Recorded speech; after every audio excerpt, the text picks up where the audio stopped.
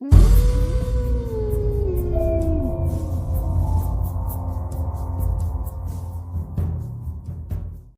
कहानी के लेखक है विजेंद्र कुमार कर्ण। दिसंबर का महीना था।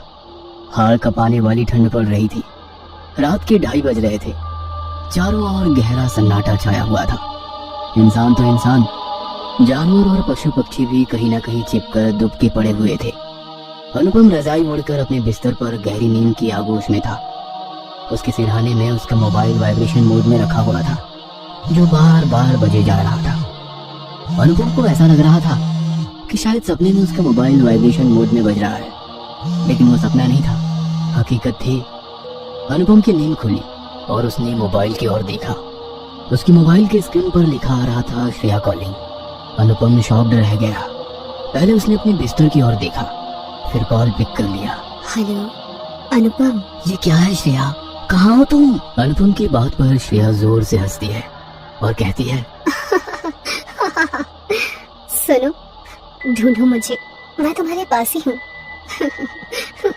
अनुपम अपने हाथ में फोन थामे अपने बिस्तर से उठता है। कमरे की लाइट जलाकर ड्राइंग रूम की ओर जाता है। अचानक उसे लगता है कि उसकी चप्पल में कुछ चिपचिपी चीज लगी है। वो अपनी चप्पल की ओर गौर से देखता है तो उसकी चीख निकल जाती है। ड्राइंग रूम में कहीं जगह खून बिखरा हुआ पड़ा था और उसकी चप्पल पर वही खून लगा हुआ था। अचानक उसकी नजर फ्रिज के पास जाती है, जिसका दरवाजा खुला होता है। वो देखता है कि एक लड़की ने अपने कंधे और कान के नीचे मोबाइल दबा रखा है और वो बातें कर रही है। उसके बाल खुले हुए हैं, उसकी कलाई कई जगह से कटी हुई है, जिससे लगातार खून निकल रहा है। और उस कड़कड़ाती ठंड में भी वो फ्रिज का पानी गटागट पिए जा रही है। यह सब देखकर उस कड़ाके की सर्दी में भी उसके चेहरे पर पसीने की बूंद आ जाती है। उसका दिल इतनी जोर से धड़क रहा होता है कि उस सन्नाटे में भी उसकी आवाज को साफ साफ सुना जा सकता था। अचानक वो लड़की पलटती है और अनुपम की ओर घूमकर देखती है। अनुपम उस लड़की का चेहरा देखकर एक बार फिर शॉक्ड रह जाता है। वो श्रेया थी। श्रेया! अनुपम चीखते हुए श्रेया के पास जाता है। उसकी कलाई से बह रहे खून को अपने हाथ से रोकने की कोशिश करता है, लेकिन खून नहीं रुकता। वो भागकर फर्स्ट एड बॉक्स से रुई और पट्टी का बंडल उठा लाता है। उसे श्रेया की कलाई में बांधता है। श्रेया अब तक बेहोश हो गई थी। अनुपम श्रेया को अपनी गोद में उठा लेता है और अपने घर के बाहर खड़ी कार में उसे डालकर अस्पताल की ओर निकल पड़ता है। अनुपम और श्रेया दिल्ली के एक मैनेजमेंट कॉलेज में एक साथ पढ़ते थे। 6 फुट लंबे और भूरी आंखों वाला अनुपम बिहार का रहने वाला था। वो पढ़ाई में बहुत अच्छा था और पिछले 2 सालों से कॉलेज में टॉप करता आ रहा था। लड़कियां तो उसकी फैन थी।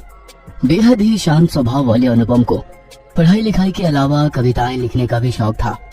उसकी कविताएं लोकल अखबारों में भी छपा करती थी। कॉलेज में ही पहली बार उसकी मुलाकात श्रेया से हुई थी। श्रेया का स्वभाव अनुपम के बिल्कुल उलट था।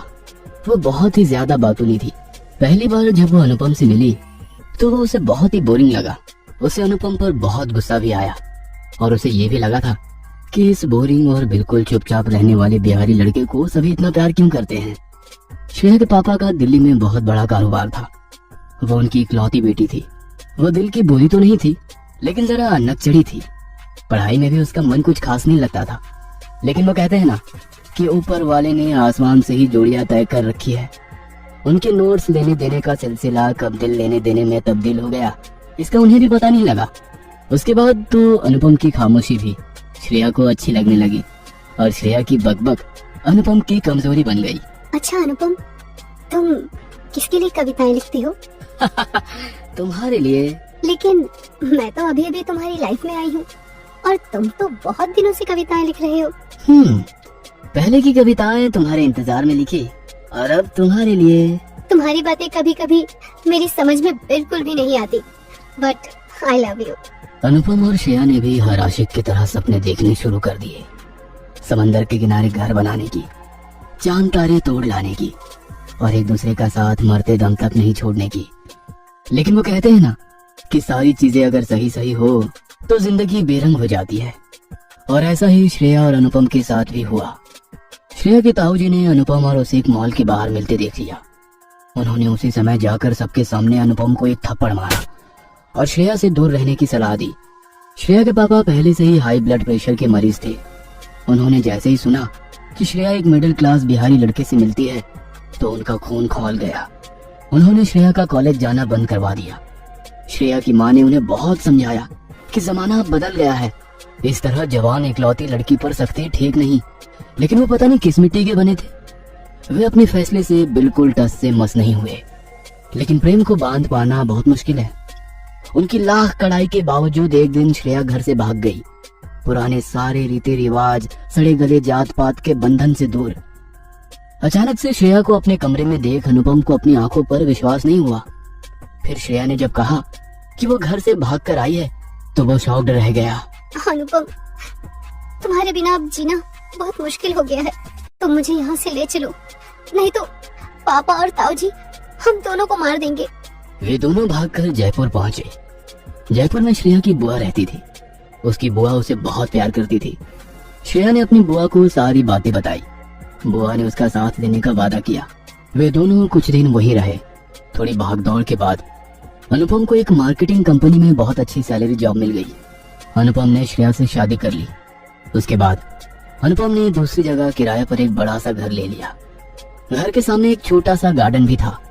वे दोनों वहीं शिफ्ट हो गए। उनकी सारी खुशियां फिर से वापस आ गई। ऐसा लगा कि सारे सपने एक ही झटके में पूरे हो गए। सारा दिन प्यार ही प्यार। वीकेंड पर कहीं बाहर जाना, फिल्में देखना, श्रेया की छोटी छोटी फरमाइशें पूरा करना अनुपम को बहुत अच्छा लगता था। कभी वो उसके लिए नई ड्रेस लाता तो कभी नई परफ्यूम्स। जिंदगी के हर एक पल को वो जी रहे थे। लेकिन इन नए घर में शिफ्ट होने के 3 महीने बाद सब कुछ बदल गया। उस घर में अजीब अजीब घटनाएं घटने लगी। जहां पर उन दोनों ने फ्लैट लिया था वो जगह शहर से थोड़ा दूर था, तो वहां आसपास से बंदर हमेशा आ जाया करते थे। श्रेया और अनुपम दोनों अक्सर उन बंदरों को कुछ खाने को देते। अगर अनुपम ना भी होता तो श्रेया उन्हें कुछ ना कुछ देती ही रहती। लेकिन एक सुबह कुछ अजीब घटा। श्रेया और अनुपम नींद में थे। तभी उन्हें लगा कि कोई उनका दरवाजा पीट रहा है। श्रेया ने देखा कि अनुपम सोया हुआ है, इसलिए उसने ही दरवाजा खोला। लेकिन दरवाजा खोलते ही उसकी चीख निकल गई। चीख की आवाज सुनकर अनुपम भागा भागा दरवाजे के पास आया तो उसने भी जो देखा उसे देखकर उसे रोना आ गया। उसने देखा कि बंदर के एक बच्चे की गर्दन गार्डन के एक पौधे की लता से लिपट गई है, जिससे उसका दम घुट गया और वो मर गया है। बंदर की माँ को कुछ समझ नहीं आ रहा था कि ये क्या हो गया। कभी वो अपने बच्चे के मृत शरीर के पास जाती, कभी अनुपम का दरवाजा पीटती। श्रेया को ऐसा लगता कि इस तरह से बंदर के बच्चे का उसके घर में ही मर जाना किसी अपशकुन का संकेत है। उस दिन के बाद से अनुपम ने देखा कि श्रेया का बर्ताव बदलता जा रहा है। बातों ने श्रेया एकदम चुप चुप रहने लगी थी। वो हमेशा कमरे की खिड़की से बाहर झांकती रहती और मन ही मन कुछ बुदबुदाती। अनुपम जब उससे कुछ पूछता तो वो अनुपम को अजीब नजरों से घूर कर देखती। इस बीच उसके घर में एक और घटना घटी। एक दिन दोनों डाइनिंग टेबल पर बैठे थे। अनुपम श्रेया को अपने हाथों से खिलाने की कोशिश कर रहा था, लेकिन वो तो खा ही नहीं रही थी। वो चुपचाप डाइनिंग टेबल के ऊपर लगे पंखे को घूर रही थी। अचानक न जाने क्या हुआ, एक जोरदार आवाज के बाद वो पंखा टूटकर नीचे गिर पड़ा। वह तो अनुपम ने सही समय पर श्रेया को वहां से हटा लिया, नहीं तो कुछ भी हो सकता था। हर दिन नई घटनाएं अब उस घर में घटने लगी। एक रात अनुपम ऑफिस के काम में बिजी था।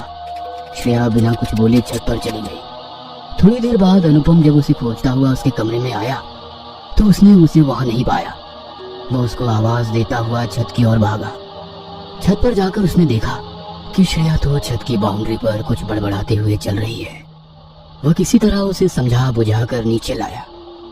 अनुपम को समझ नहीं आ रहा था कि आखिर श्रेया को हो क्या गया है, वह ऐसी हरकतें क्यों कर रही है।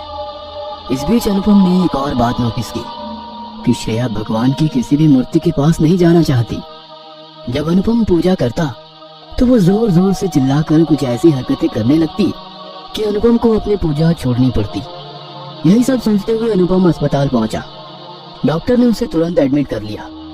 डॉक्टर ने ये भी बोला कि पुलिस को इन्फॉर्म करना पड़ेगा, क्योंकि ये तो पुलिस केस है। उसकी पत्नी ने सुसाइड अटेम्प्ट किया है। तब अनुपम ने रोते हुए डॉक्टर को सारी बातें बताई और उनसे गिड़गिड़ाते हुए रिक्वेस्ट किया कि वो प्लीज पुलिस को ये सब ना बताए। डॉक्टर उसकी बात मान गया और उसने कहा कि ठीक होने के बाद वो अपनी पत्नी को किसी अच्छे साइकियाट्रिस्ट को दिखाए।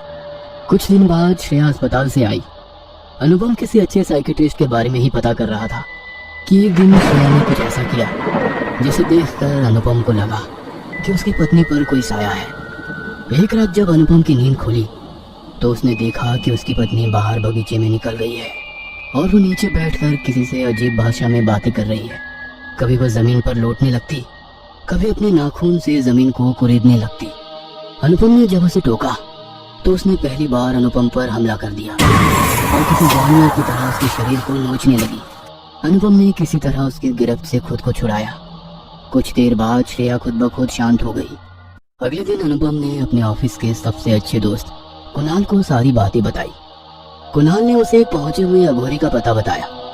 उसने ये भी बताया कि वो अघोरी शमशान में ही रहता है और रात को ही उससे मिला जा सकता है, क्योंकि दिन में वो कहाँ जाता है इसका पता किसी को नहीं। अनुपम ने तय कर लिया कि उसे क्या करना है। वो श्रेया को लेकर अगले दिन उसी अघोरी बाबा के पास पहुंचा और उन्हें सारी बातें बताई। अघोरी ने श्रेया को घूरते हुए देखा। श्रेया भी अघोरी को घूरने लगी। फिर अघोरी ने अनुपम के कान में कुछ कहा। अनुपम वहां से उठकर चला गया। जब वो आया तो उसके हाथ में शराब की एक बोतल थी। अघोरी ने शराब की बोतल वहां रखे एक पत्थर पर दे मारी। पूरी की पूरी शराब जमीन पर गिर गई। उसके बाद अघोरी ने उस बोतल के टुकड़े से जमीन पर एक घेरा बनाया।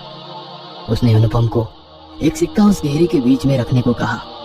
उसके बाद अघोरी कुछ मंत्र पढ़ने लगा। पल में ही उस सिक्के से खून निकलने लगा। जैसे जैसे उस सिक्के से खून निकल रहा था, श्रेया के शरीर में भी ऐंठन होने लगी। वो जमीन पर लौटने लगी। अघोरी ने सिक्के को उठाकर दूर जलती हुई चिता पर फेंक दिया। श्रेया बेहोश हो गई। तुम्हारी पत्नी पर किसी ने काला जादू किया है। ये काले जादू की गिरफ्त में है। अगर ज्यादा दिन तक ये इस तरह रही तो मर जाएगी।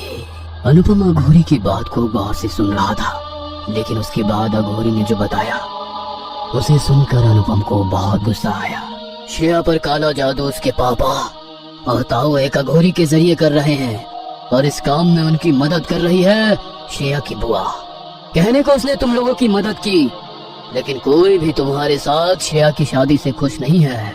अनुपम मन ही मन सोचने लगा, क्या दुनिया है ये। औलाद से ज्यादा लोगों को अपनी जात, अपनी बिरादरी की फिक्र है। श्रेया के पिता द्वारा किया जा रहा काला जादू कट सकता है, लेकिन इसमें किसी ना किसी की जान जरूर जाएगी। वो जान किसी की भी हो सकती है, तुम्हारी या उसके परिवार में से किसी की भी, जो भी इस जादू में शरीक है। अनुपम ने मौन सहमति दे दी। अघोरी अपनी पूजा में लग गया। कुछ दिनों बाद श्रेया फूट फूट कर रोई जा रही थी। उसके सामने सफेद कपड़ों में लिपटी लाश पड़ी थी। अगरबत्ती का धुआं ऊपर की ओर उठ रहा था। क्यों छोड़कर चले गए मुझे? अब मैं किसके सहारे जीऊंगी? किसके सहारे जीऊंगी? किसको अपना पापा कहकर बुलाऊंगी? किसको?